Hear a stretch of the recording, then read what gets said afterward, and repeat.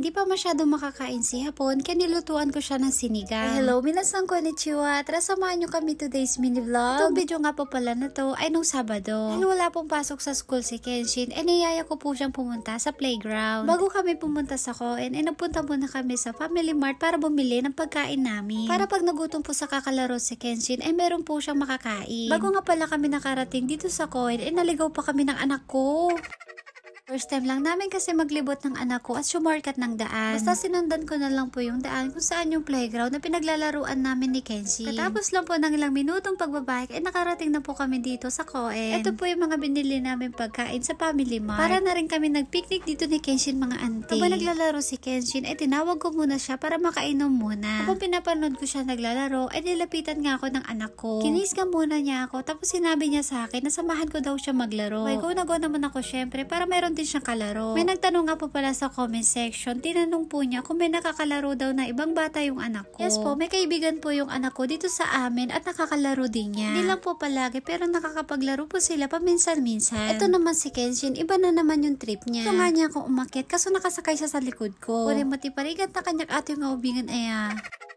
Habang naglalaro kami ni Kenshin, tumawag naman si uncle nyo. Sabi nga niya, mag-iingat daw kami ni Kenshin at kumain daw kami. Yan sabi ko naman sa kanya, meron kaming dalang pagkain. Break time niya sa work mga auntie, kaya nakatawag si Hapon kahit saglit. Pagkatapos po ng ilang minutong paglalaro, pinakain ko na si Kenshin ng onigiri. Dahil hindi niya po maubos, kaya hati na lang kami. Mahigit isang oras nga rin po pala kaming nandito sa Koen. Pagkatapos maglaro ni Kenshin, niyaya ko na siyang umuwi. Una nga, ayaw pa niyang umuwi, buti na lang napilit ko. May papikit-pikit pa nga si Kenshin habang binibidyohan ko siya. Niloloko nga niya ako dahil inaantok na daw siya. Habang pauwi po kami ni Kenshin, may nadaanan kami nagbebenta ng mga halaman. Kaya nagtry kami pumasok sa loob at nagtingin-tingin na rin. Habang nagtitingin nga po ako dito, may nakita akong papaya. Dahil mura lang naman po, kaya bumili ako ng isang piraso. Tatry ko lang po itong itanim, baka sakaling mabuhay. Ito po kasi sa Japan, mahirap po magpabuhay ng papaya. Kapag taglamig po kasi, hindi siya nabubuhay. Pagka-uwi po namin dito sa bahay, agad-agad ko nang nilagay yung mga labahin sa washing machine. Pagkatapos ko ilagay yung mga labahin, naglinis na ako dito sa laundry room namin. Dito po sa laundry room namin, kasama na po dito yung bathtub at yung toilet. Nabasa po kasi ako sa comment section, nagtaka po sila na meron din daw palang kwarto dito. Yes po mga auntie, may kwarto po dito sa baba. Ang katabi po ng room na to ay yung mismong heya namin kung saan kami natutulog. Para magets nyo po, mag-house tour po tayo sa susunod na mini vlogs ko. Tinapi ko na nga rin po pala yung mga basahan namin, tapos nilagay ko sa isang lagayan. Hindi na po kasi magandang tignan dahil halo-halo na. Pagkatapos ko mailigpit yung mga basahan, naglinis naman na ako dito sa likod ng pintuan. Habang naglilinis nga ako, nandito na naman si Kenshin. Gusto nga niyang linisan yung toilet, kaya hinayaan ko. Ganyan po talaga yung anak ko. Kapag naglilinis po ako, gusto din niyang maglinis. Kaya proud na proud po talaga ako sa kanya kasi kahit bata pa lang siya, marunong na siya sa mga gawaing bahay. Hinugasan na rin niya yung upuan niya kapag nagto-toilet siya. Dahil maliit pa po si Kenshin, kaya kailangan niya muna ng toilet seat. Para hindi siya mahulog at para hindi dumiretso yung puwet niya sa toilet mga auntie.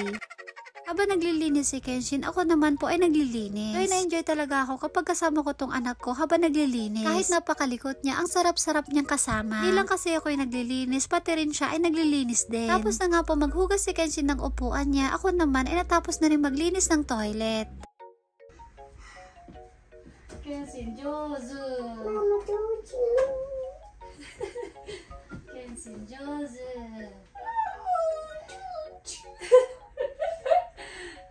Jozo ka ne. Kiray na ta, mite. Oh, kiray na ta dyan. Ako ko mo. Oh, diba? Maganda na. Kita yo. Yatta! Iyashi!嬉しい. Kiray na ta, desho. Mama, Atakay.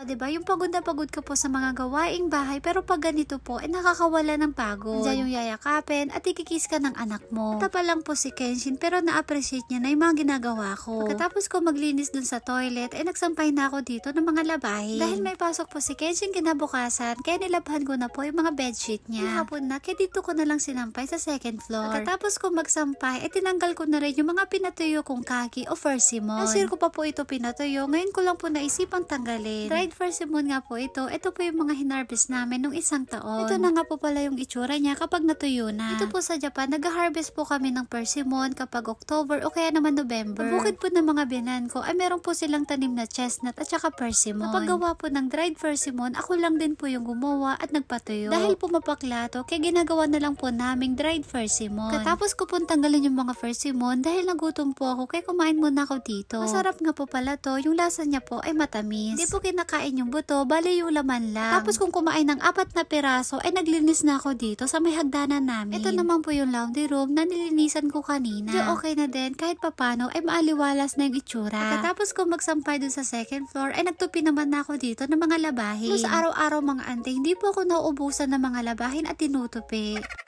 Katapos ko magtupi, ay nagpunas naman na ako dito ng mga lamesa. Katapos kong punasan yung lamesa, ay nagmap na ako dito ng sahig. Habang nagmamap nga po pala ako, si Kenshi naman ay nagpupunas ng sahig. Kapag may ginagawa po ako mga auntie, may ginagawa din po yung anak ko. Hindi po naglalaro, ay sinasamahan din niya ako maglinis. Minsan naman ay napakalikot niya kung ano-ano yung ginagawa niya. Katapos ko maglinis doon sa sala namin, ay gagawa naman na ako dito ng citrus. May mga nabili kaming prutas nung isang araw, kaya sinubukan kong gawing citrus.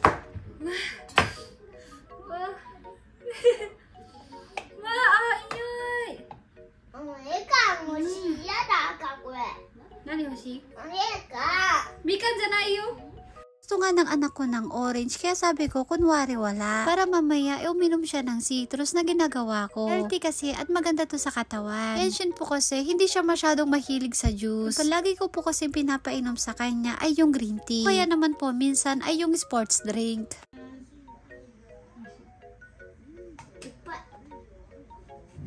Ito na nga po lahat yung mga pinaghalo-halo kong prutas. Yung mga nilagay ko nga po pala ay grapefruit, orange, lemon at saka pipino. Para mas lalo pong sumarap ay naglagay lang po ako dito ng konting honey at saka konting asukal. Katapos ko po malagyan ng pampalasa ay naglagay na po ako dito ng konting tubig. Tapos halu-haluin lang po natin para mag-combine po yung mga lasa. Naglagay nga rin pala ako dito ng konting yelo. Masarap din po kapag maraming yelo para malamig.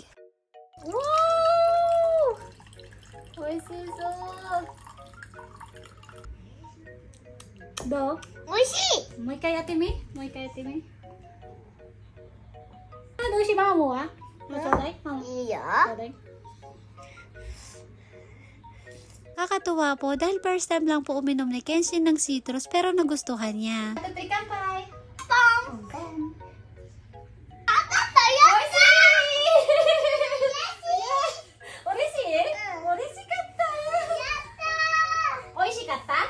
美味しいよかったね。 Sinabayan na nga rin pala namin magmerienda ng tinapay ni Kenshin. Pagkatapos nga namin magmerienda, ay nagsaing muna ako dito ng kanin. Bago kami lumabas ni Kenshin, ay magsasaing muna ako at magluluto ng ulam. Naisipan ko nga palang lutuin ngayon ay sinigang. Dahil hindi po masyado makakain si Hapon, kalulutuan ko muna siya ng sabaw. Palambutin ko lang muna tong karne habang nasa labas kami ni Kenshin. Kalabas nga namin ng bahay, ay napunta na kami dito sa mga tanim namin mga gulay. Dahil mga damo po, kaya maglilinis muna ako. Sobrang bilis nga mga ante kasi malalaki na yung mga sitaw ko. Kailangan ko na talaga maglagay dito ng mga pag-aakyatan ng sitaw. Ito na lang umaambon kaya minsan hindi na ako masyado nagdidili. Tapos na nga ako magtanggal ng mga damo at ito na nga po yung mga tanim kong mga sitaw. Sobrang bilis lang po dahil lumalabas na yung mga talbos-talbos niya. Pagkatapos ko naman po magdamo dun sa likod at tinignan ko naman itong mga tanim kong kalabasa dito sa harap. Sobrang bilis lang po dahil namumulaklak na itong mga kalabasa. Tapos na nga rin pala ako dito ng mga rose. Dami nga na naman yung bulaklak ngayon kaya maglalagay ako dun sa base. Hindi ko pa makalimutan mga auntie, may binili pala ako kaninang umaga na papaya. Una ko munang tinanim itong mga halaman. Pagkatapos ko po magtanim ng mga bulaklak, ay magtatanim naman na ako dito ng papaya. Hindi ko po alam kung mabubuhay ito, pero bahala na po mga auntie. Pagkatapos namin magtanim doon sa labas, ay pumasok na kami dito sa loob. Ay malambot na po yung karne, kaya naglagay na po ako dito ng labanos, sibuyas at kamatis. Mga oras nga po pala na to, ay tapos na kami maligo ni Kenshi. Dahil nadumihan kami kanina, kaya naligo na kami ng anak ko. Giwan na nga rin po pala ako dito ng talong at okra. Sa mga oras naman na to, ay dumating na rin po si Hapon. Medyo banbon nga siya ngayon mga auntie, sabi niya ayaw niya ng maingay. Ganyan po talaga kapag masakit yung ngipin natin, parang ayaw natin ng maingay. Pagkatapos ko po suklayan si Kenshin, ay nagpalinis muna siya ng tenga niya sa papa niya. Yan po talaga yung anak ko. Pagkatapos niya maligo, ay nagpapalinis siya ng tenga niya. Lapit ko na nga rin po palang maluto itong ulam namin sinigang. Ito po si hapon ko ay gustong gusto niya po yung luto kong sinigang. Dati po nung unang luto ko po ay ayaw niya talagang kumain. Dahil maasim kaya ayaw niyang kumain. Kaya minsan po ay tinatamad na akong magluto dahil ako lang po yung kumakain. Pero ngayon nakakatuwa dahil gustong gusto na po ni hapon yung luto kong sinigang. Katapos ko po magluto ng hapunan namin ay tinawag ko na yung dalawang hapon ko. Ayaw po ni hapon ng matigas, gusto po niya ay malambot. Kaya hindi po siya kakain ng kanin dahil hindi po niya manguya. Awa nga ako sa asawa ko mga auntie kasi hindi siya masyado makakain. Dahil gusto po ni hapon ng kanin kaya nagpaluto po siya ng ojia. Durog-durog ko lang po yung kanin doon sa sabaw ng sinigang. Itsura nga po pala ng ojia ay parang arroz caldo. Yung arroz caldo po ay masabaw, ito naman po ay hindi. Pero parehas lang po na malambot yung kanin. Palagay nga rin po pala si hapon ng itlog saka ko hinalo-halo. Kalipas lang po ng ilang minuto ay natapos ko ring lutuin itong ojia. Binigay ko na nga rin po sa asawa ko para makakain na rin siya. Para kahit papano ay meron siyang kakainin. Kenshin naman po ay tinatamad ng kumain dahil inaantok na. Sabi ko sa kanya ay kumain muna siya bago siya matulog. Kaya po naman po ay nasarapan siya doon sa niluto kong ojia kaya nagpakuha siya ulit. Kenshin naman po ay talagang inaantok na siya mga auntie. Tapos niyang kumain ay nagpunta na siya doon sa upuan. Maghapon kami na sa labas kanina kaya inaantok na siya. Yun lang po at dito na po natatapos ang aking mini vlog. Maraming salamat po. Thank you for watching. Sayonara and Sana bye bye. Você.